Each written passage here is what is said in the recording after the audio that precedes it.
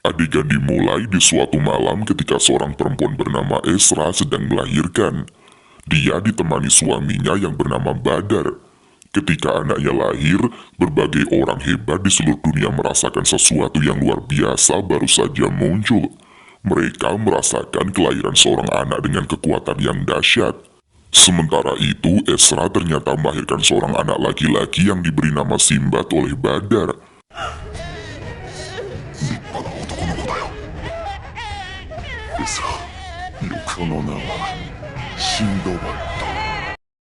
Tahun demi tahun berganti, Kekaisaran Partevia merayakan kemenangan atas konflik yang terjadi dengan Kekaisaran Reim. Para prajurit yang berasal dari rakyat biasa pun berpesta di sebuah kedai. Di sana ada juga Badar yang duduk menyendiri. Tidak lama kemudian, beberapa prajurit Kekaisaran datang dan menemuinya. Mereka memberikan berkarung-karung uang kepada Badar atas jasanya memenangkan perang. Namun Badar menolak uang tersebut karena merasa tidak layak. Dia pun berdiri dan ternyata salah satu kakinya telah terpotong. Dengan tongkatnya dia berjalan terseok-seok meninggalkan para prajurit. Dia pun bilang kalau uang itu bisa digunakan untuk mentraktir semua orang di sana. Setelah membayar minumannya, Badar pun meninggalkan kedai itu. Dia akhirnya berlayar dengan perahunya ke tengah laut untuk mencari ikan. Badar bertekad untuk mendapat banyak ikan agar anak dan istrinya bahagia. Namun saat dia mengambil jala, dia melihat Simbad kecil yang ternyata ada di perahunya. Akhirnya mereka berdua pun menghabiskan waktu di perahu tersebut. Beberapa saat kemudian badai melanda lautan. Badar mencoba menyeimbangkan perahunya sambil mencari arah jalan pulang. Saat itulah Simbad menunjukkan arah yang benar. Badar pun menuruti petunjuk yang diberikan oleh putranya, dan mereka pun akhirnya berhasil keluar dari badai. Badar berkata bahwa Simbad memiliki kekuatan hebat. Kelak Simbad pasti akan menjadi orang yang besar, dan Badar meminta Simbad untuk menuntun semua orang menuju kebaikan. 2 tahun pun berlalu. Suatu malam, prajurit kekaisaran tengah memburu seorang laki-laki bernama Darius di kawasan hutan. Akhirnya mereka berhasil menyudutkan Darius di ujung sebuah jurang.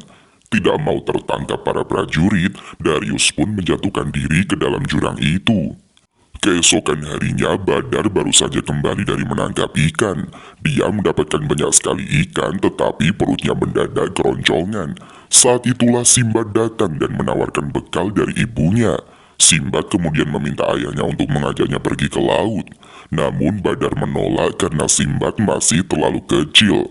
Badar bilang kalau Simbad sudah lebih dewasa, dia boleh ikut melaut.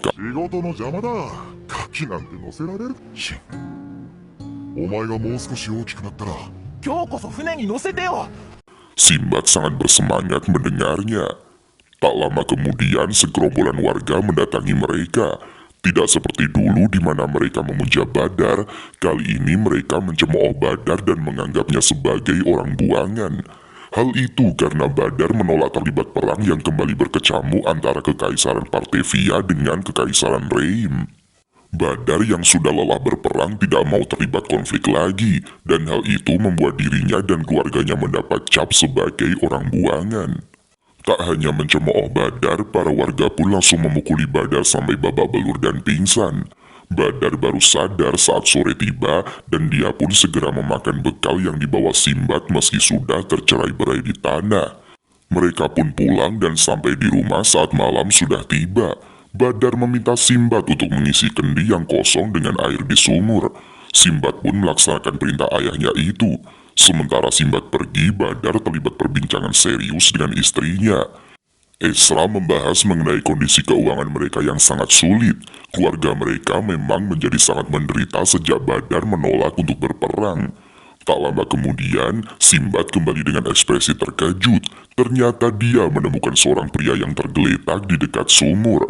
Orang itu ternyata adalah Darius, dan Badar pun menyelamatkannya. Ketika Darius sadar, Badar kemudian mengizinkannya menginap di rumahnya yang sempit sampai luka-lukanya sembuh.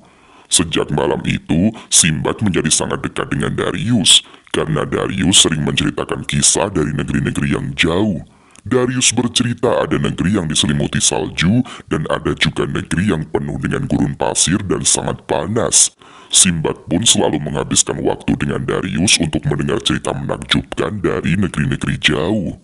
Suatu hari saat luka-lukanya belum sembuh, Darius mengemasi barangnya dan berniat pergi. Ezra sempat melarang Darius pergi karena luka-lukanya belum pulih. Namun entah kenapa Darius bersikeras ingin pergi.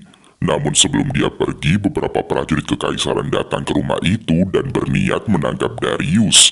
Ternyata Darius adalah mata-mata dari kekaisaran Reim. Tidak mau tertangkap, Darius pun bertarung dan membunuh semua prajurit di sana. Sinbad datang dan melihat Darius yang membantai prajurit dengan brutal. Darius pun segera menyandera Sinbad dan membawanya ke tengah kota. Darius meminta para warga memberinya kapal untuk dia kabur, atau dia akan membunuh Sinbad. Namun semua warga tidak mau peduli dengan Sinbad.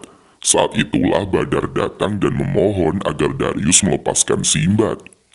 Badar bahkan sampai bersujud kepada Darius, namun dia malah direndahkan oleh Darius.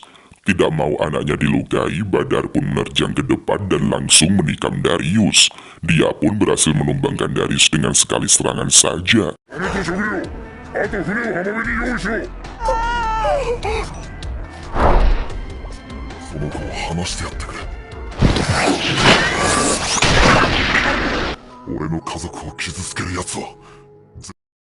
Badar berkata bahwa dia tidak peduli jika dirinya direndahkan siapapun, tetapi jika ada yang ingin melukai keluarganya, dia tidak akan tinggal diam. Setelah itu, Badar dihukum karena dianggap telah menyembunyikan mata-mata kekaisaran Reim.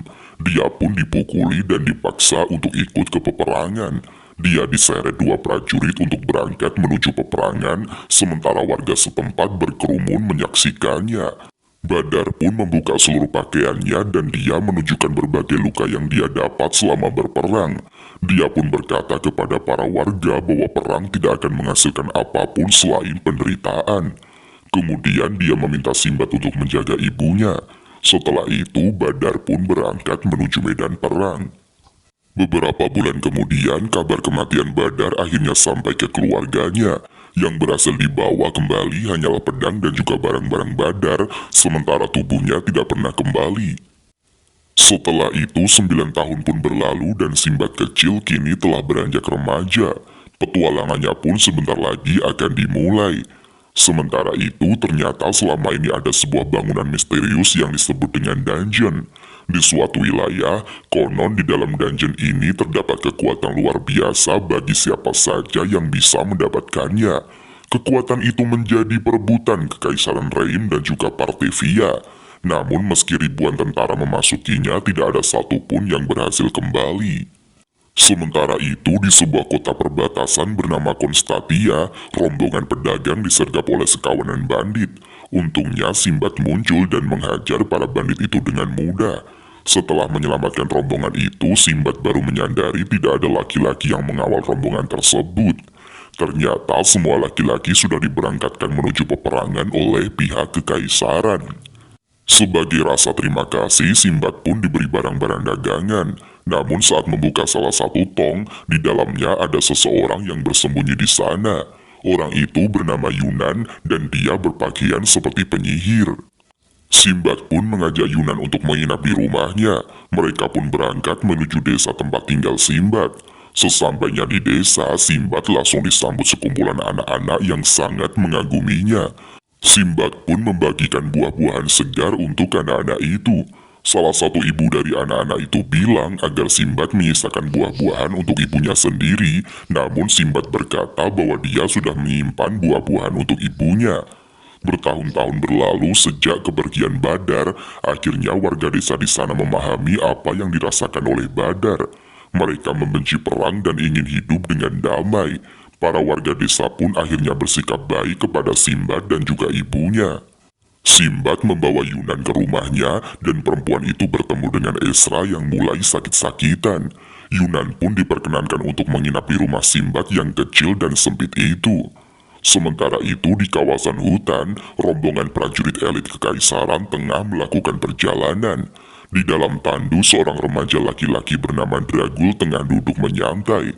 Dia adalah komandan dari pasukan kekaisaran Partevia. Mereka melakukan perjalanan menuju desa tempat Simbad tinggal karena sebuah urusan. Esok harinya Simbad pun berpamitan untuk pergi ke kota dan menjadi kuli panggul. Dia pun meminta Yunan untuk menganggap rumahnya seperti rumahnya sendiri. Simbad pun pergi meninggalkan rumah. Sementara itu Yunan akhirnya mengobrol dengan Esra. Menurut Esra, Simbad adalah anak yang luar biasa, namun harus bertahan di desa itu demi merawatnya. Tidak lama kemudian seorang ibu-ibu datang ke rumah itu dan mengabarkan berita buruk. Ternyata Simbad telah ditangkap prajurit kekaisaran dan dihadapkan kepada Dragul. Semua itu karena Simbad selalu mengabaikan surat yang memintanya untuk mengabdi kepada negeri. Simbad sendiri selalu membakar surat dari kekaisaran dan tidak mau berangkat ke medan perang. Simbad berkata bahwa kekaisaran hanya menyusahkan para warganya dan para warga sudah sangat menderita karena perang. Para warga yang menyaksikan mereka pun setuju dengan Simbad. Dragul tidak peduli dengan omongan itu dan meminta Simbad untuk ikut wajib militer. Dia dan 100 prajurit akan dikirimkan ke dungeon demi mencari kekuatan untuk digunakan memenangkan peperangan melawan kekaisaran Reim. Setelah mengatakan itu, Dragul dan rombongannya pun pergi meninggalkan desa.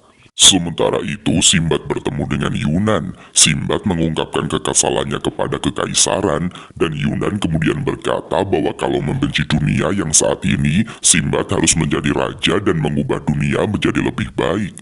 Namun tentu saja Simbad merasa itu tidak mungkin. Yunan lantas berkata bahwa ada kekuatan raja di dalam dungeon, dan jika Simbad mendapatkannya, dia bisa menjadi sang raja. Setelah itu Simbad pun termotivasi dan memutuskan untuk ikut misi ke dungeon. Tidak untuk kekaisaran namun untuk dirinya sendiri. Setelah itu secara mengejutkan Yunan menghilang. Simbad pergi ke rumahnya dan bingung harus meminta izin bagaimana kepada ibunya.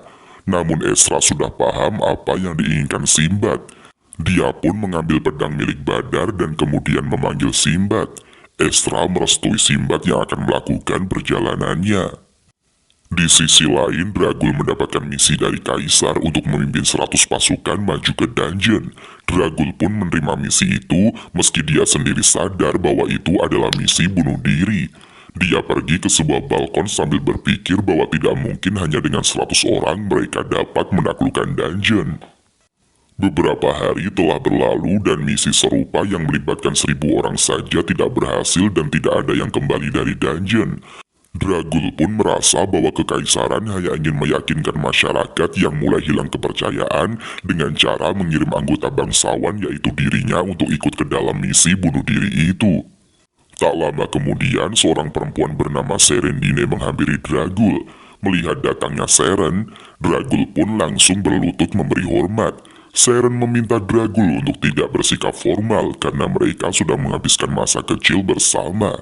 Seren pun sudah tahu kalau Dragul akan memimpin pasukan menuju dungeon. Dragul kemudian bangkit dan berjanji bahwa dia akan menaklukkan dungeon dan mendapatkan kekuatan di dalamnya. Beberapa waktu kemudian Dragul sudah memimpin 100 pasukan untuk pergi ke dungeon. Namun ternyata Simbad tidak hadir di pasukannya. Dragul pun tidak peduli, tetapi ternyata Simbad sudah sampai di depan dungeon terlebih dahulu. Dia bilang kepada Dragul bahwa dia yang akan mendapatkan kekuatan raja untuk dirinya sendiri. Simbad pun berlari ke pintu masuk dungeon dan bertemu dengan Yunan di sana. Yunan menyemangati Simbad dan Simbad pun masuk ke dalam dungeon. Yunan pun merasa bahwa Simbad akan menjadi sangat luar biasa jika berhasil mendapatkan kekuatan itu. Tak lama kemudian, Dragul dan pasukannya yang dia pimpin pun menyusul Simbad dan masuk ke dalam dungeon tersebut. Anehnya, meski masuk dungeon lebih awal, tapi para prajurit pimpinan Dragul sudah sampai lebih dulu. Simbad melihat ratusan naga yang meneror Dragul dan semua prajuritnya. Tidak butuh waktu lama, 100 pasukan Dragul berhasil tumbang dan tinggal dia seorang yang mencoba bertarung. Dia nyaris terbunuh seekor naga namun Simbad melemparkan tombak untuk membunuh naga itu. Setelahnya dia dan Dragul pun menyusuri dungeon itu berdua. Sepanjang perjalanan, Dragul memperkenalkan dirinya. Dia adalah putra keluarga bangsawan yaitu Jenderal Draguliel Hendrius Nodomis Pertegomidus. Dan dia sendiri adalah komandan militer kawasan barat, yaitu Dragul Nohenrius Govius Mas bla bla bla bla, kepanjangan namanya. Sinbad merasa nama Dragul kepanjangan dan tidak mungkin mengingatnya.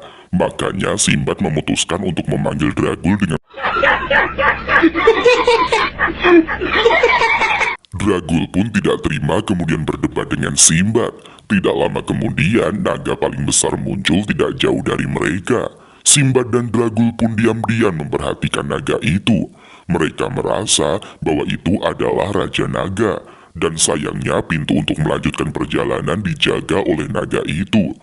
Dragul meminta Sinbad untuk maju sebagai umpan, sementara dia akan diam-diam menuju gerbang di depan sana. Namun tentu saja Sinbad tidak mau melakukannya. Karena itu, Dragul pun berjalan meninggalkan Sinbad dan mengambil rute aman untuk menuju gerbang di depan sana. Tidak lama kemudian, semburan geyser bermuncul dari arah bebatuan. Dragul pun menangkis semburan geyser yang nyaris menerjangnya itu. Sambil terus menghindari air panas itu, dia pun terus mendekati gerbang. Sampai akhirnya dia sampai di depan gerbang dengan selamat. Dia pun mencoba membuka gerbang namun tidak berhasil. Saat itulah sang Raja Naga melihat ke arahnya. Dragul pun ketakutan setengah mati dan merasa hidupnya akan segera berakhir. Raja Naga menghimpun serangan cahaya di mulutnya, dan untungnya Sinbad muncul dan menyeret Dragul menjauhi serangan dari naga itu. Seluruh tubuh Dragul gemetaran dan dia meminta Sinbad untuk membunuhnya. Karena sebagai komandan dia sudah takut kepada musuh. Sinbad pun mengomeli bahwa sangat wajar jika manusia takut mati. Kemudian Sinbad meminjam perisai Dragul kemudian maju menghadapi sang Raja Naga. Geyser menyembur di dekat Sinbad dan dengan perisai di tangannya Sinbad memanfaatkan semburan itu untuk berselancar ke atas. Dia berpindah dari satu semburan geyser ke semburan yang lain, kemudian menghajar naga raksasa tersebut. Dia pun terlempar ke atas kepala sang naga, kemudian menikamkan pedangnya ke kepala naga itu. Tidak lama kemudian, tubuh sang naga berubah menjadi batu dan segera hancur berkeping-keping. Dari sisa-sisa tubuh naga muncul dua bola misterius yang ternyata adalah kunci untuk membuka gerbang. Sinbad dan juga Dragul membuka gerbang kemudian melanjutkan perjalanan menyusuri dungeon tersebut. Sepanjang perjalanan, Sinbad berulang kali membasmi monster yang menghadang sekaligus menyelamatkan Dragul. Mereka pun masuk semakin jauh ke dalam dungeon dan akhirnya tiba di ruangan yang ada di pucuk dungeon tersebut. Tidak ada apa-apa di sana, hanya ruangan dengan berbagai perkakas biasa saja. Namun Sinbad berpikiran lain. Dia maju mendekati sebuah lampu ajaib dan menyentuhnya. Seketika itu juga jin biru raksasa bernama Baal muncul. Dia adalah jin amarah dan pahlawan.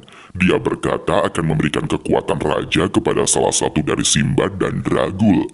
Selain itu, semua benda di ruangan tersebut juga berubah menjadi emas. Karena Sinbad dan Dragul keduanya sama-sama ingin mendapatkan kekuatan, Baal meminta mereka bertarung. Yang terkuat akan menjadi tuannya. Sinbad pun maju menghadapi Dragul dan keduanya pun saling beradu ilmu pedang. Namun ternyata Dragul lebih unggul untuk memainkan pedang. Sinbad pun terjatuh dan Dragul siap untuk menikamnya. Namun Sinbad menangkap pedang itu dengan kedua tangannya kemudian menghajar Dragul dengan pukulannya. Mereka berdua pun melanjutkan pertarungan dengan tangan kosong. Sinbad unggul dalam pertarungan itu. Dia bisa menghajar Dragul sampai babak belur dan akhirnya tumbang. Namun Dragul masih memiliki tekad baja. Meski sudah terluka parah, dia memaksa bangkit dan maju untuk menyerang Sinbad. Melihat datangnya serangan, Sinbad pun maju dan menjotos Dragul sekuat tenaga sampai bocah itu terkapar tak sadarkan diri. Sinbad pun menang dan kekuatan Baal menjadi miliknya. Sebuah lingkaran sihir terukir di pedang Sinbad, tanda bahwa dia adalah tuan dari Baal. Setelah itu secara mengejutkan Sinbad terlempar keluar dungeon bersama berkarung-karung emas di sekitarnya. Ternyata di sana ada ratusan prajurit kekaisaran yang menyambutnya. Mereka semua bersorak karena keberhasilan Sinbad. Salah satu dari prajurit pun meminta Sinbad menyerahkan kekuatan raja sekaligus seluruh emas. Namun Sinbad menolak karena dia sudah bersusah payah mendapatkannya. Para prajurit pun mengepung Sinbad dan Sinbad bersiap melakukan pertarungan. Saat itulah Yunan muncul dan memberitahu Sinbad cara menggunakan kekuatannya itu. Lingkaran sihir di pedang Sinbad menyala terang dan tak lama kemudian Baal muncul. Sinbad pun menghajar seluruh pasukan yang mengepungnya dengan serangan yang dilancarkan dari Baal. Setelah itu Yunan menggunakan sihir untuk membuat Sinbad dan semua hartanya melayang. Dia pun mengantarkan Sinbad kembali ke desanya.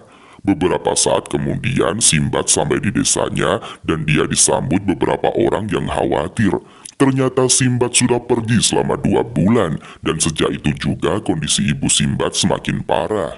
Sinbad bergegas menuju rumahnya dan melihat ibunya yang sudah sekarat.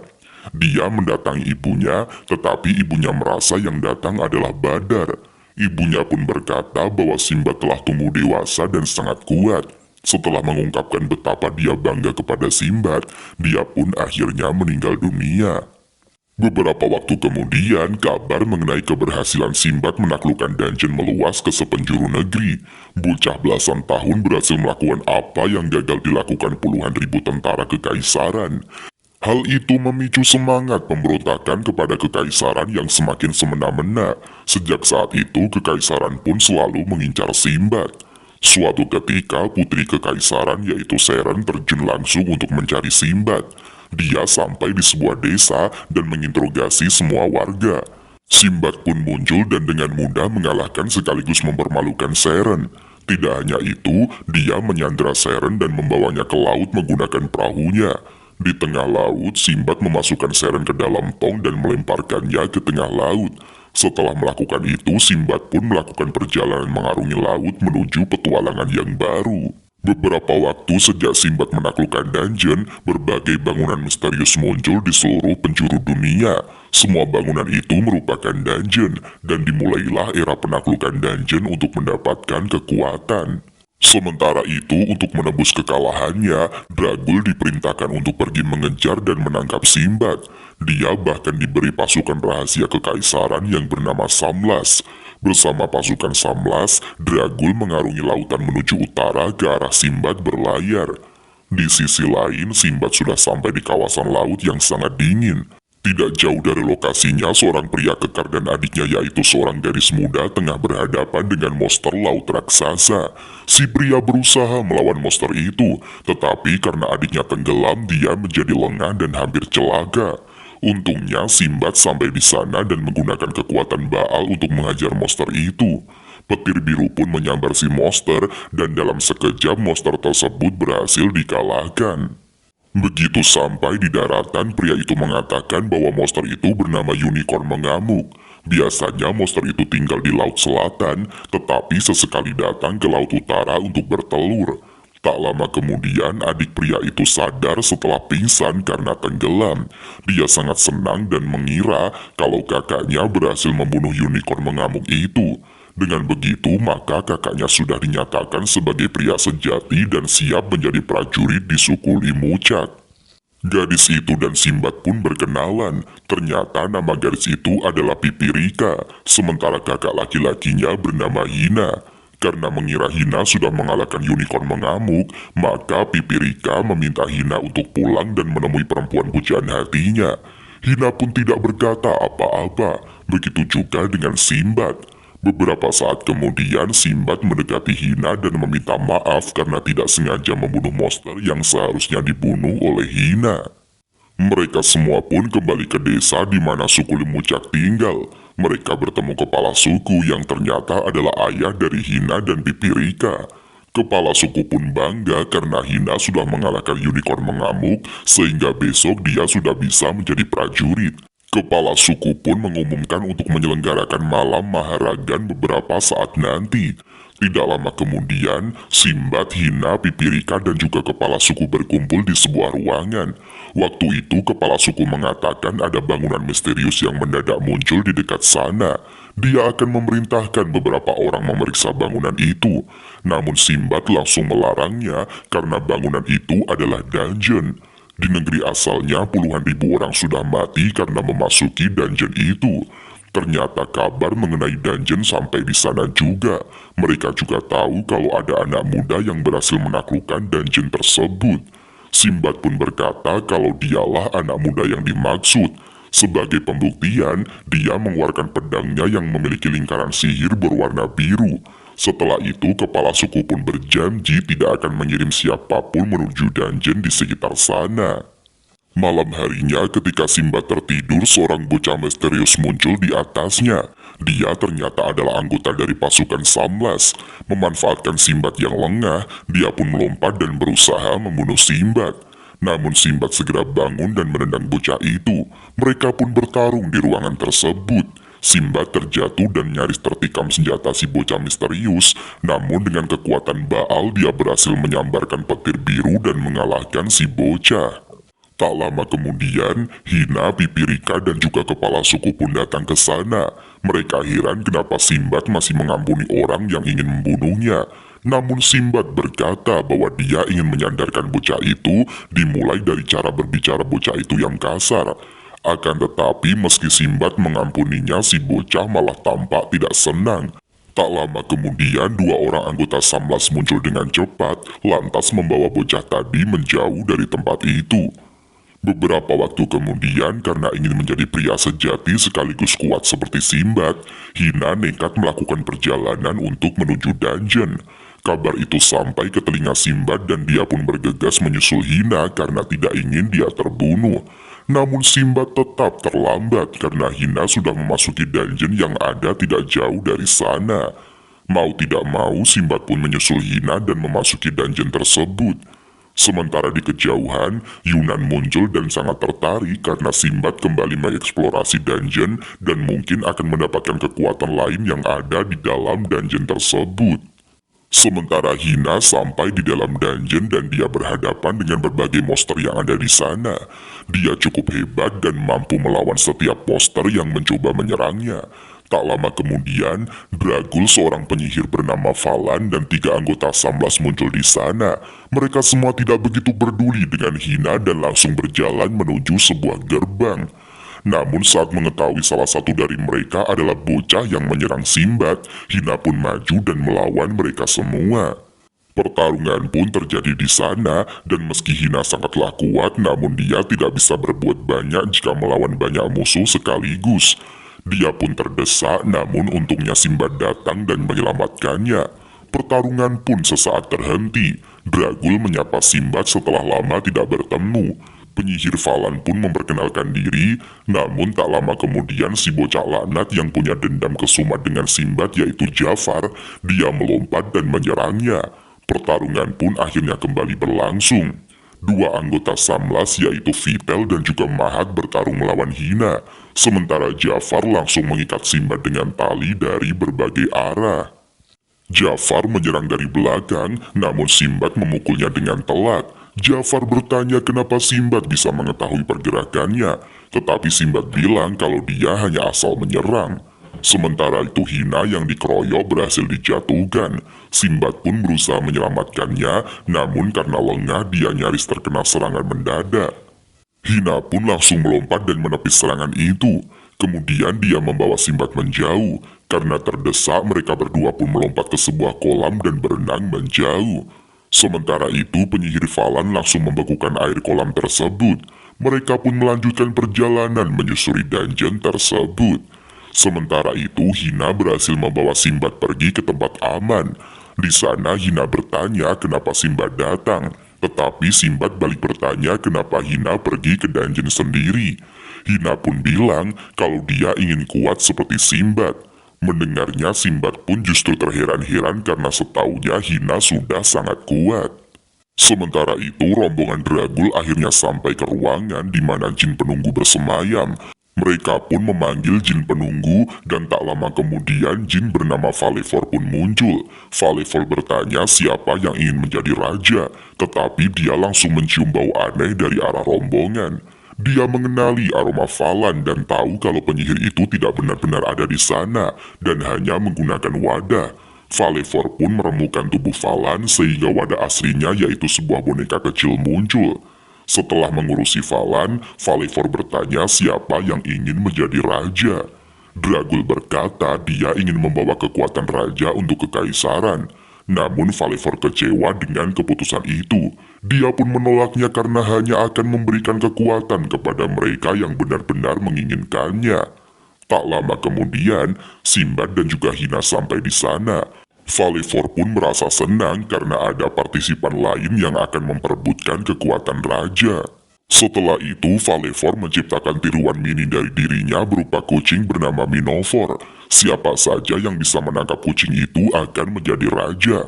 Falivor akan meneteskan air ke bawah, dan jika tidak ada yang bisa menangkap kucing saat air menetes, maka semua tidak akan bisa keluar dari dungeon. Sinbad pun mulai mengatur strategi dan dia mengajak rombongan di sana untuk bekerja sama. Agar bisa keluar dari dungeon, salah satu dari mereka harus bisa menangkap Minofor tepat pada waktunya. Dia pun menyarankan agar mereka mengepung Minofor dari berbagai arah, kemudian dalam aba-aba yang ditentukan mereka melompat untuk menangkap kucing itu. Agar lebih adil, Sinbad berkata dia tidak akan ikut menangkap dan akan menjadi orang yang memberi aba-aba.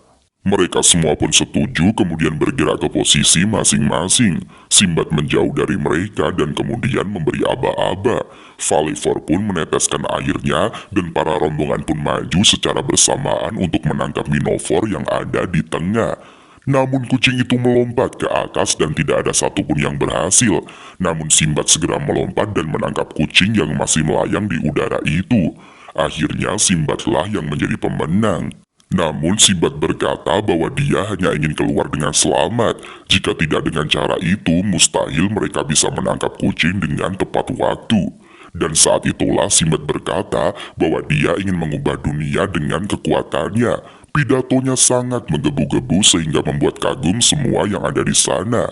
Sinbad pun meminta mereka semua untuk membantunya mewujudkan mimpi itu. Sejak saat itu dia menganggap mereka semua adalah temannya. Ja'far maju dan ingin menjabat tangan Sinbad. Namun saat Sinbad mengulurkan tangan, dia malah melukai tangan Sinbad. Dia terang-terangan menolak ajakan Sinbad tersebut. Namun secara mengejutkan, ketiga anggota Samlas mulai kehilangan kendali. Mereka semua mengeluarkan asap hitam dan ketiganya melebur menjadi pudaran warna hitam. Dari pudaran warna hitam itu, akhirnya terbentuklah sosok iblis yang siap mengancam mereka semua. Ternyata itu semua adalah ulah penyihir Falan yang sudah mempersiapkan segalanya dari awal. Dragul berniat menyerang iblis itu, namun dihalangi oleh Sinbad. Dia berkata bahwa dia akan menyelamatkan teman-temannya. Iblis raksasa pun akhirnya bangkit dan langsung menyerang gerombolan itu. Sinbad, Hina, dan juga Dragul menyadari serangan itu, dan Sinbad diminta untuk menggunakan kekuatan jin untuk mengalahkan iblis itu, atau mereka tidak akan selamat. Saat itulah Falivor berkata kalau ada jalan lain. Jika bisa menyerang titik di mana tubuh ketiga anggota Samlas berada, iblis itu bisa dikalahkan dan ketiga orang di dalamnya pun bisa diselamatkan. Setelah itu mereka bertiga pun bertarung mati-matian dan mencoba menyelamatkan ketiga anggota Samlas. Namun di tengah-tengah pertarungan, iblis itu melepas tangannya dan melemparkannya ke arah Sinbad. Dalam sekejap, pedang Sinbad direbut dan tangan itu kembali ke tubuh iblis. Dari balik telapak tangan iblis, penyihir Falan muncul dan telah memegang pedang Sinbad. Dia pun terbang menjauhi iblis itu dan mengungkap identitas aslinya. Ternyata dia adalah bawahan dari Barbarossa yang merupakan kakak Dragul. Setelah itu Barbarossa yang ada di istana berbicara melalui Falan.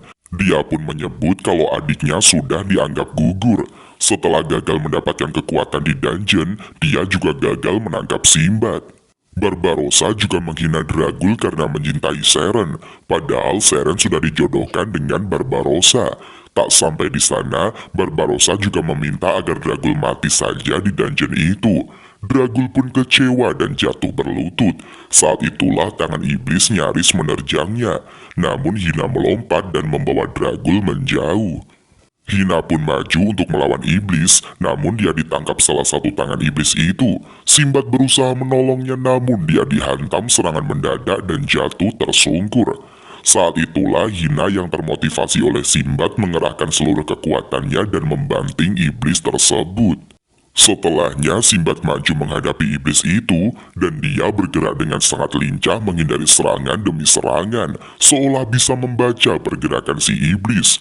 Karena Sinbad terlalu lincah, maka Falan menciptakan sihir yang menahan kedua kaki Sinbad. Saat itulah iblis raksasa langsung menangkap Sinbad.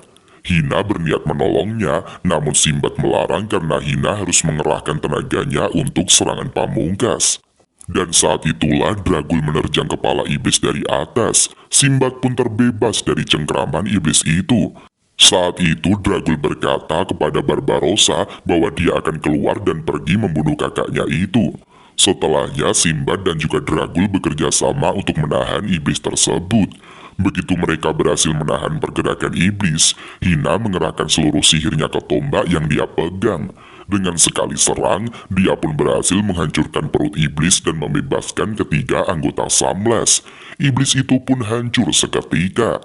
Memanfaatkan keterkejutan Falan, Sinbad pun maju dan menghajar Falan sehingga penyihir itu kembali berubah wujud menjadi boneka kecil. Sayangnya masalah belum selesai. Ja'far yang sudah dipenuhi kebencian menjadi wadah yang cukup untuk membangkitkan iblis lagi. Tidak ingin hal itu terjadi, Sinbad maju dan memasukkan tangannya ke perut Ja'far yang mengeluarkan kudaran hitam terus-menerus. Dia berusaha menarik kesadaran Ja'far yang tengah tertidur. Beberapa saat kemudian, Sinbad justru terlempar ke alam bawah sadar Ja'far. Dia melihat Ja'far kecil yang menderita dan selalu disiksa. Ja'far kecil bertemu dengan Ja'far yang lebih dewasa dan dia didoktrin oleh Ja'far yang lebih dewasa.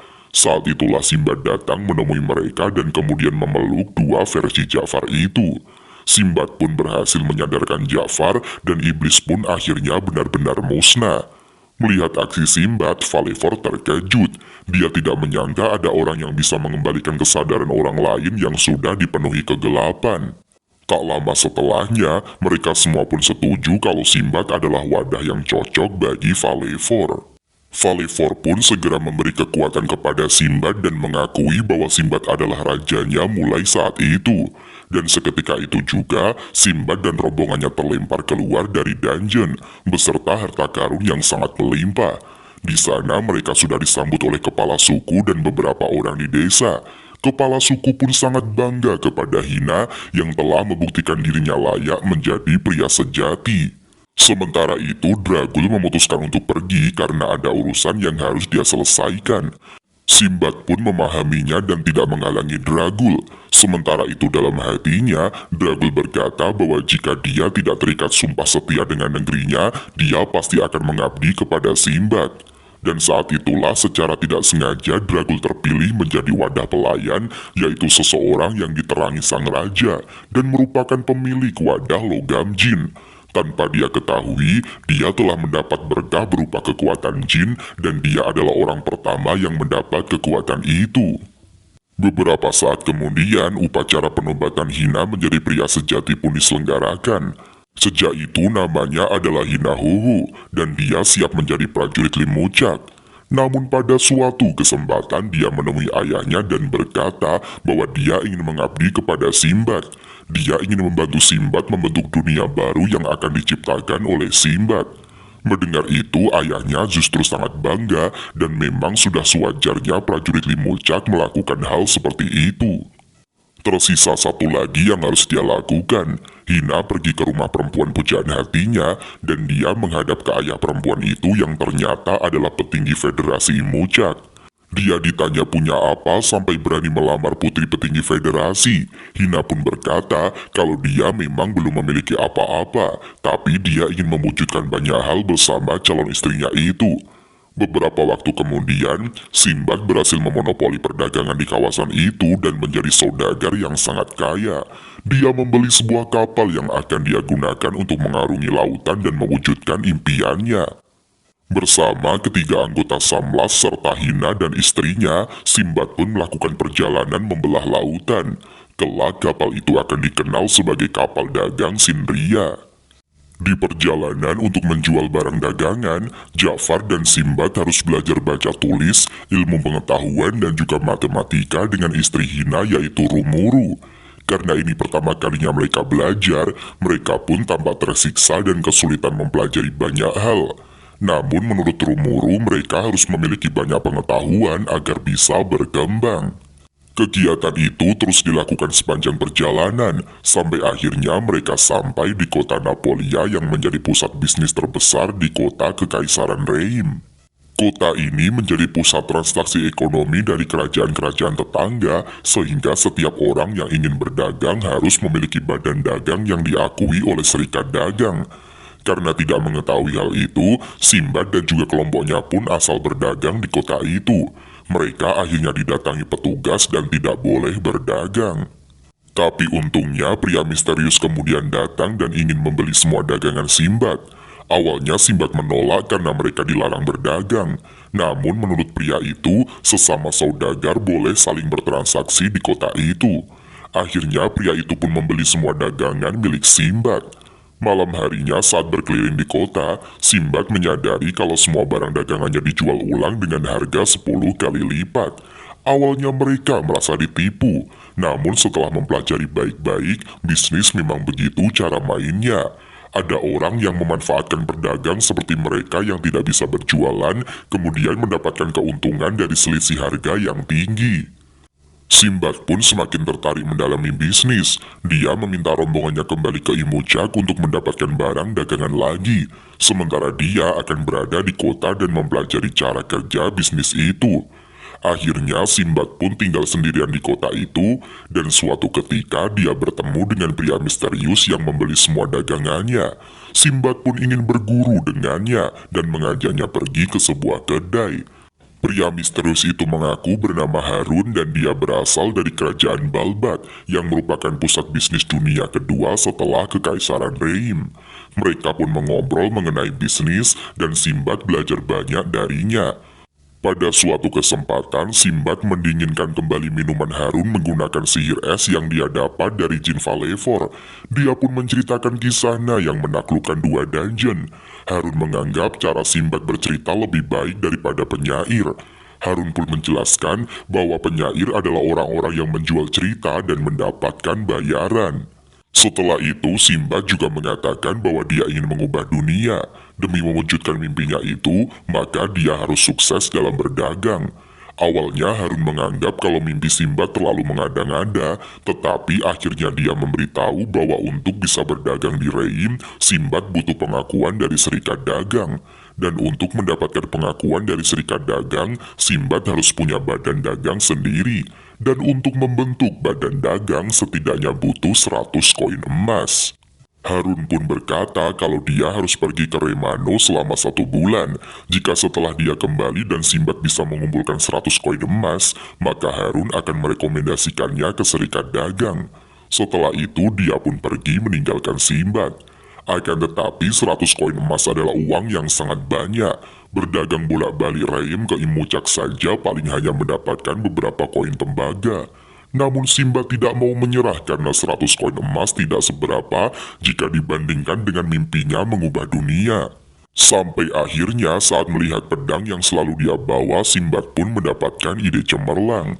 1 bulan berlalu dan Harun telah kembali ke kota Napolia. Dia terkejut saat melihat kerumunan massa yang menyaksikan aksi Simbad. Ternyata Simbad menceritakan kisah petualangannya selama ini sambil sesekali memamerkan kekuatan yang dia peroleh dari dungeon. Dari hasil pertunjukannya itu dia mendapatkan banyak sekali uang. Melihat Harun datang, Simbad pun langsung menemuinya. Harun berkata bahwa dia kagum dengan cara Simbad mencari uang. Namun Simbad bilang bahwa semua itu karena Harun yang bilang kalau Simbad lebih hebat daripada penyair. Namun Simbad masih kekurangan uang dan dia meminta Harun menunggu beberapa saat lagi. Saat itulah pelayan Harun memberikan sekantung penuh koin emas. Harun berkata bahwa itu adalah bayaran untuk pertunjukan Simbad. Dan saat itulah salah satu pelayan Harun memperkenalkan identitas asli Harun. Ternyata dia adalah raja dari Balbat dan nama aslinya adalah Rashid. Beberapa waktu kemudian Rashid telah membantu Simbad mendapatkan sertifikat badan dagangnya. Dia pun senang karena sudah bisa berjualan di Reim. Namun menurut Rashid, Simbad harus melakukan pertunjukan teater karena dia sangat mahir melakukannya. Sinbad awalnya menolak karena tujuannya melakukan pertunjukan adalah demi mengumpulkan uang persyaratan. Namun menurut Rashid, Sinbad harus punya gedung untuk badan dagangnya sendiri. Dia butuh gedung untuk menyimpan barang dagangannya. Selain itu, dia juga butuh kereta kuda untuk mengangkut barang dagangan. Karena itu, Sinbad harus terus mengumpulkan uang. Menurut Rashid, pertunjukan sangat dikagumi penduduk Reim. Dua yang paling populer adalah pertandingan berkelahi dan juga teater. Rashid tidak menyarankan Sinbad melakukan pertarungan karena terlalu berbahaya. Maka dari itu, Sinbad harus melakukan pertunjukan teater. Dan karena gurunya sudah menyarankan begitu, maka Sinbad pun menyetujuinya. Dia pun mulai tampil di teater. Awalnya penonton tidak yakin saat Sinbad bilang kalau dia telah menaklukkan dungeon. Tetapi ketika Sinbad muncul dengan pedang berkilaunya, semua penonton langsung terpana. Sinbad pun memulai aksi teaternya dan sukses besar menarik minat para warga Reim. Reputasinya mulai melebar kemana-mana dan setiap pertunjukan yang dia lakukan semuanya sukses besar. Tidak hanya itu, bahkan orang-orang dari jauh juga berbondong-bondong ingin menyaksikan, namun banyak dari mereka yang tidak mendapatkan tempat duduk. Sementara itu, dalam perjalanan mengarungi lautan, Ja'far sudah semakin mahir dalam pelajaran yang diberikan oleh Rumuru. Saat itu juga ternyata Rumuru sudah melahirkan anak yang diberikan nama Kikiriku. Karena sering menghabiskan waktu bersama di kapal, Ja'far akhirnya sangat dekat dengan Kikiriku. Mereka pun tengah melakukan perjalanan kembali ke Limucak dan berlayar menuju kota Napolia di Reim. Di Napolia, Sinbad disarankan Rashid untuk melakukan pertunjukan di Colosseum. Tempat itu bisa menampung jauh lebih banyak penonton dibandingkan di tempat sebelumnya di Apentas. Dan ternyata reputasi Sinbad benar-benar telah menyebar ke seluruh penjuru negeri, sehingga penampilannya sangat dinanti-nantikan. Suatu ketika, kapal dagang rombongan Ja'far sampai di pelabuhan Napolia. Mereka langsung disambut pengawal yang diutus oleh Sinbad. Mereka semua pun diantar menuju Colosseum yang sangat ramai. Di tengah-tengah Colosseum, Sinbad tengah melakukan aksi teatrikalnya dan menceritakan seluruh perjalanannya. Para penonton pun sangat kagum dengan aksi Sinbad tersebut. Sementara itu, karena Ja'far lengah, Kikiriku berjalan sendirian dan menjauhinya. Begitu sadar, Ja'far pun segera mencari bocah itu. Dia pun pergi ke ruangan bawah tanah dan terkejut saat Kikiriku sudah ditahan monster raksasa. Tidak mau bocah itu kenapa-kenapa, Ja'far pun berusaha melawan monster itu. Awalnya dia kewalahan dan babak belur diajar monster.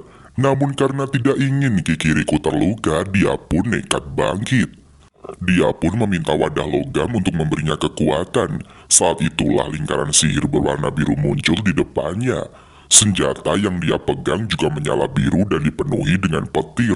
Dia telah menjadi wadah logam petir yang terlahir dari jin Baal. Ja'far pun maju dan menghajar monster itu dengan jurus petirnya. Setelah melakukan berbagai serangan, dia berhasil menumbangkan monster itu dan menyelamatkan Kikiriku. Tak lama kemudian, Ja'far pun jatuh pingsan. Begitu dia sadar, Sinbad sudah ada di sampingnya. Ja'far kemudian membahas kalau dia bisa menggunakan serangan petir seperti Sinbad. Setelah menyelidikinya, Sinbad pun merasa kalau Baal telah memberikan kekuatan petir kepada senjata Ja'far. Dengan begitu, berarti Ja'far adalah prajurit jin Sinbad yang pertama. Beberapa waktu kemudian, rombongan Ja'far terkejut melihat Sinbad yang sudah memiliki gedung megah sebagai badan dagangnya. Sinbad kemudian berkata bahwa selama mereka pergi, dia belajar banyak dengan gurunya yaitu Rashid. Dengan begitu, maka mereka bisa menjual barang-barang dari seluruh penjuru dunia di Reim. Beberapa saat kemudian, Rashid pun pamit karena dia harus kembali ke kerajaannya. Seperginya Rashid, Sinbad berkata kalau Rashid adalah raja dari kerajaan Balbak. Ja'far dan yang lainnya pun terkejut setengah mati. Beberapa waktu kemudian, seperti ide dari Rashid, Sinbad menuliskan kisah petualangannya dan menyebarkannya di Reim. Reputasinya pun semakin meluas dan dia dikenal sebagai Sinbad si petualang. Dan sejak saat itu, awal baru dari badan dagang Sinbad pun dimulai. Nama badan dagangnya adalah Badan Dagang Sinria. Demi memperluas perkembangan bisnisnya, Sinbad berlayar bersama Ja'far dan juga Hina menuju sebuah negeri yang menutup diri dari dunia luar. Negeri itu bernama Sasan, dan di sana terkenal dengan hasil tambang yang sangat luar biasa. Jika bisa mendapat logam dari Sasan, Simbad bisa menjualnya dengan harga yang tinggi di Reim. Namun tentu saja perjalanan itu tidak mudah karena orang-orang Sasan sangat tertutup. Mereka memuja dewa lama dan menganggap orang dari negeri luar itu kotor. Begitu sampai di Sasan, Simbad diberitahu jika dia ingin diterima di Sasan, dia harus mendapatkan restu dari kesatria Sasan. Ternyata, kesatria Sasan adalah para penjaga sekaligus pemuka agama di negeri tersebut. Mereka dipimpin oleh raja kesatria yang bernama Darius Leoksis. Simbad berkali-kali mencoba menemui para kesatria Sasan, namun dia tidak pernah berhasil. Suatu ketika saat makan di kedai, rombongannya didatangi remaja misterius yang penasaran dengan orang luar. Ternyata remaja itu adalah putra dari Raja Darius, dan dia bernama Mistras. Dia merasa terkekang dengan Sasan yang menutup diri dari dunia luar. Setelah itu, Simbad pun menceritakan kisah petualangannya sehingga membuat Mistras kagum. Dia pun berniat untuk ikut Simbad melakukan petualangan dan pergi meninggalkan Sasan. Suatu siang, Mistras yang ingin menemui Simbad dicegat oleh ayahnya. Darius berkata bahwa Mistras harus menjadi contoh yang baik bagi adiknya yaitu Spartos. Darius juga meminta agar Mistras menyiapkan diri karena dia akan menjadi kesatria Sasan dalam waktu dekat. Namun Mistras menolak dan memutuskan pergi menemui Simbad. Spartos menyusul kakaknya menemui Simbad dan ternyata Spartos sangat mengidolakan kakaknya sehingga tidak rela jika Mistras harus pergi. Namun Mistras sendiri sudah muak dikekang oleh peraturan di Sasan. Esok harinya Simbad bertemu dengan Yunan yang muncul dengan tiba-tiba. Ternyata Yunan mengatakan bahwa dungeon telah bermunculan di berbagai penjuru dunia dan banyak orang yang berusaha menaklukkannya. Beberapa orang dari berbagai negeri berhasil, mulai dari Kekaisaran Rein, Kekaisaran Kou, Kerajaan kecil Artemira dan Heliohab, bahkan Partevia juga sudah berhasil. Yunan juga berkata bahwa di Sasan juga ada yang berhasil menaklukkan dungeon, dan orang itu adalah Raja Darius Leoksis. Yunan pun memperingatkan bahwa Simbad bukan satu-satunya penakluk dungeon lagi. Meski begitu, Simbad justru merasa hal itu akan semakin menarik. Tidak lama kemudian Yunan pun menghilang. Setelah Yunan pergi, Simbad bersama dua rekannya melanjutkan perjalanan ke suatu tempat. Mereka menuju kawasan kesatria Sasan, di mana Darius tengah bertarung melawan Mistras. Tentu saja pertarungan itu tidak seimbang, terlebih Darius menggunakan kekuatan jinnya. Dia dengan mudah mengalahkan Mistras, namun mendadak Simbad maju ke arena dan menghentikan niat Darius menghabisi Mistras. Aksinya pun menarik perhatian semua orang. Beberapa prajurit berniat menangkap Simbad, namun dengan jurus petirnya dia menghajar para prajurit dengan mudah. Darius pun terkejut melihat Simbad bisa menggunakan kekuatan jin. Para prajurit di sana juga terkejut, karena selama ini mereka mengira kekuatan Darius berasal dari berkah dewa. Simbad pun menantang Darius berduel. Jika dia menang, maka Mistras boleh ikut dengannya untuk pergi. Sekaligus Sasan juga harus menjadi mitra dagangnya. Dan akhirnya duel pun terjadi. Dia bisa mengimbangi setiap serangan dari Darius. Mereka juga saling melancarkan serangan jin sehingga membuat para prajurit kaget karena Simbad bisa mengimbangi kekuatan raja mereka. Namun mendengar itu Simbad menjadi kesal dan dia tidak ingin disamakan dengan Darius yang belum bisa menggunakan kekuatan jin dengan sempurna. Saat itulah Simbad mengeluarkan jurus yang sudah dia sempurnakan. Dia melapisi tubuhnya dengan kekuatan jin Baal sehingga menciptakan armor yang mengubah penampilan Simbad. Itu adalah kekuatan sejati dari jin. Tidak lama kemudian, dia menyambarkan halilintar yang sangat dahsyat dan menerjang Darius. Gelegar tercipta di ruangan itu beserta debu yang berhamburan. Saat ledakan mereda, Simbad dan Darius pun telah menghilang. Simbad membawa Darius terbang menuju area pegunungan. Di sana dia bilang bahwa sangat mudah jika dia ingin menjajah Sasan. Simbad melancarkan serangan ke arah pegunungan dan gunung-gunung pun hancur terkena serangan Simbad. Dengan kekuatan dahsyat itu, Simbad bisa saja menjadi penjajah, tetapi dia hanya ingin berbisnis.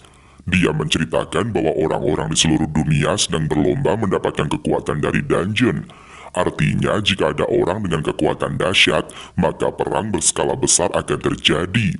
Dan untuk mencegahnya, Simbad berencana membangun negeri yang makmur dan membawa perdamaian.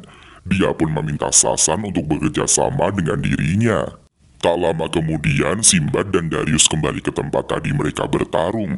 Di sana, Simbad berkata bahwa pertarungan melawan Darius berakhir seri dan daripada buang-buang waktu, mereka pun membuat kesepakatan. Darius juga bilang kalau kekacauan tengah melanda dunia sehingga dewa yang dipuja negeri Sasan memberikan berkah kepada Simbad. Mulai saat itu, Simbad pun diakui semua orang di Sasan. Mereka pun melakukan perjanjian dagang dan Mistras boleh pergi bersama Simbad. Setelah melakukan perpisahan, Simbad dan rombongannya pun kembali ke kapal mereka dan berniat melakukan perjalanan menuju kerajaan kecil Artemira. Kerajaan Artemira juga dikenal sebagai kerajaan langit karena lokasinya berada di kawasan tebing-tebing curam. Kerajaan itu terkenal dengan permata yang melimpah di sana. Setelah berlayar selama beberapa waktu, Simbad dan rombongannya pun sampai di kawasan Artemira. Di sana mereka melihat dua perempuan yang menunggangi burung raksasa. Setelah itu, Simbad dan rombongannya harus berjalan kaki melintasi tebing yang curam dan juga terjal untuk menuju Artemira. Suatu ketika, Simbad menggunakan perlengkapan jinnya dan bilang kalau dia bisa terbang menggunakan kekuatan itu. Namun Ja'far langsung menyambarnya dengan petir dan bilang kalau itu adalah ide yang bodoh. Mereka bisa langsung dianggap musuh jika terbang menggunakan perlengkapan jin.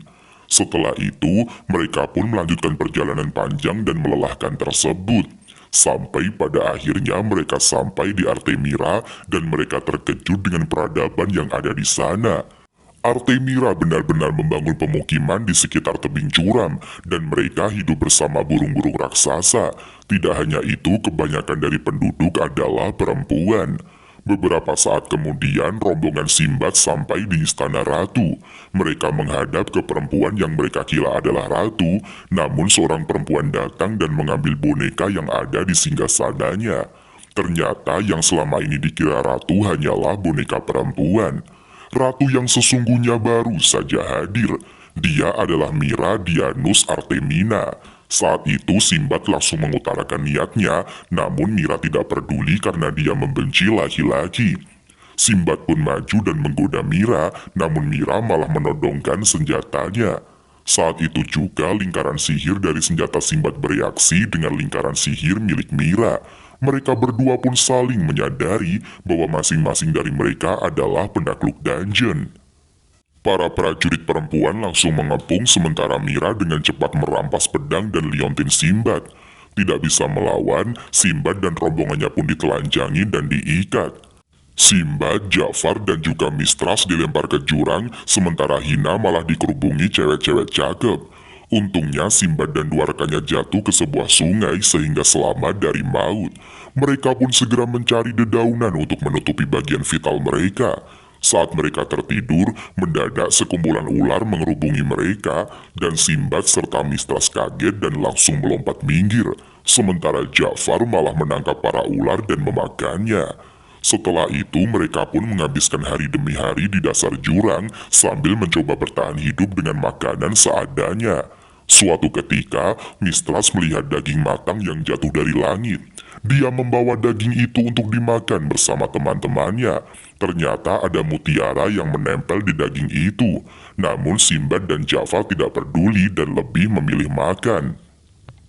Malam harinya, Mistras mengajak dua temannya pergi ke area dia menemukan daging itu. Saat sampai di sana, sudah ada lebih banyak daging yang berjatuhan. Tanpa pikir panjang, mereka pun berpesta. Namun beberapa saat kemudian burung-burung raksasa muncul dari atas dan mengambil daging-daging tersebut. Ternyata kawasan tempat daging dijatuhkan penuh dengan mutiara. Daging-daging itu dijatuhkan agar mutiara menempel di daging itu dan burung-burung akan membawa daging itu naik ke kota. Dengan cara itulah penduduk Artemira mengumpulkan banyak kristal. Dengan fakta itu, Simbad dan kawan-kawannya punya ide untuk naik. Mereka bersembunyi di dalam daging raksasa sehingga bisa naik ke permukaan saat burung membawa daging itu. Dan rencana itu pun berhasil dan mereka bertiga akhirnya sampai di kota. Sinbad pun segera pergi ke ruangan Mira berada. Dia langsung mengambil pedang dan liontinnya. Beberapa saat kemudian Mira dan Sinbad pun terlibat pertarungan. Ternyata Mira juga bisa menggunakan perlengkapan jin. Mereka berdua terbang di udara dan bertarung tanpa khawatir merusak bangunan. Keduanya bisa bertarung dengan imbang sampai akhirnya Sinbad berganti dari perlengkapan jin Baal ke perlengkapan jin Valevor. Dengan kekuatan jin Valevor, Sinbad bisa melancarkan serangan-serangan beku kepada Mira. Namun kekuatan asli dari Valevor bukanlah es maupun salju. Kekuatan aslinya adalah stagnansi yang artinya dia bisa mempengaruhi gerak benda apapun. Dengan kekuatan itu, Sinbad memperlambat pergerakan Mira tanpa disadari perempuan itu. Sinbad pun berhasil bergerak dengan cepat sehingga mampu mengalahkan Mira. Siang harinya, Sinbad, Jafar, dan juga Mistras diminta menghadap Mira. Mereka pun mendatangi Mira yang ternyata sedang dipijat pelayannya dalam keadaan tidak memakai apa-apa. Setelah itu, Mira pun mengakui kekalahannya dari Sinbad. Beberapa waktu kemudian, Mira sudah memakai pakaiannya dan mendeklarasikan kerjasama bisnis dengan Sinbad. Setelah itu Sinbad berkata bahwa dia ingin membentuk aliansi kekuatan dengan Artemira karena khawatir akan pecah perang antara pengguna kekuatan jin di kemudian hari. Untuk mencegah hal itu terjadi, Sinbad harus bekerja sama dengan sebanyak mungkin pihak. Tak lama kemudian Mira menceritakan tentang penyihir misterius yang disebut Magi. Menurut Mira, Magi adalah orang yang sudah hidup selama ratusan tahun dan memiliki kekuatan yang sangat dahsyat. Siapa sosok Magi sendiri belum pernah ada yang tahu. Tetapi konon dengan kekuatannya, Magi bisa menciptakan bangunan-bangunan yang disebut dungeon di berbagai penjuru dunia. Tujuannya adalah untuk mencari calon raja yang bisa mendapatkan kekuatan dari setiap dungeon itu. Saat itulah Sinbad langsung teringat dengan Yunan. Sejauh ini Yunan selalu membimbingnya di berbagai kesempatan. Tidak bisa tidak, Sinbad pun merasa kalau Yunan adalah orang yang disebut sebagai Magi itu. Beberapa waktu kemudian, Sinbad dan dua temannya bertemu dengan Hina yang ternyata dikerubungi cewek-cewek selama ini. Sinbad dan dua temannya pun iri dengan apa yang terjadi pada Hina. Setelah itu mereka pun bertemu dengan perwakilan perempuan bernama Parsin yang akan menjadi perwakilan diplomatis Artemira dengan badan dagang Sinbad. Beberapa waktu kemudian, Sinbad dan rombongannya pun meninggalkan Artemira menggunakan burung raksasa. Mereka ke sana menuju kapal mereka yang di kawasan perairan. Setelah itu, mereka pun berlayar menuju kota Napolia di Reim. Setelah berhasil mengarungi lautan, mereka pun tiba. Sinbad mengumumkan kepada semua anggota badan dagangnya bahwa mereka sudah menjalin kerjasama dengan Sasan dan juga Artemira. Dia juga memperkenalkan Mistras yang menjadi perwakilan dari Sasan dan juga Parsin yang merupakan perwakilan dari Artemira. Mereka semua pun berpesta merayakan keberhasilan tersebut, dan musim pertama anime ini pun akhirnya selesai. Nah, gimana? Seru kan? Kisah petualangan Sinbad di anime ini sudah pasti mengambil referensi dari cerita Sinbad pada kisah 1001 Malam yang terkenal itu. Meski tentu saja dengan berbagai bumbu tambahan yang membuat ceritanya menjadi semakin menarik, Mimin sendiri sebenarnya penasaran banget sama sosok Yunan yang super misterius itu. Seperti Sinbad, Mimin juga yakin kalau Magi yang disebut-sebut oleh Mira itu adalah Yunan. Namun tentu saja kebenarannya masih harus ditunggu. Selain itu, meski sudah sukses dalam berbisnis perdagangan,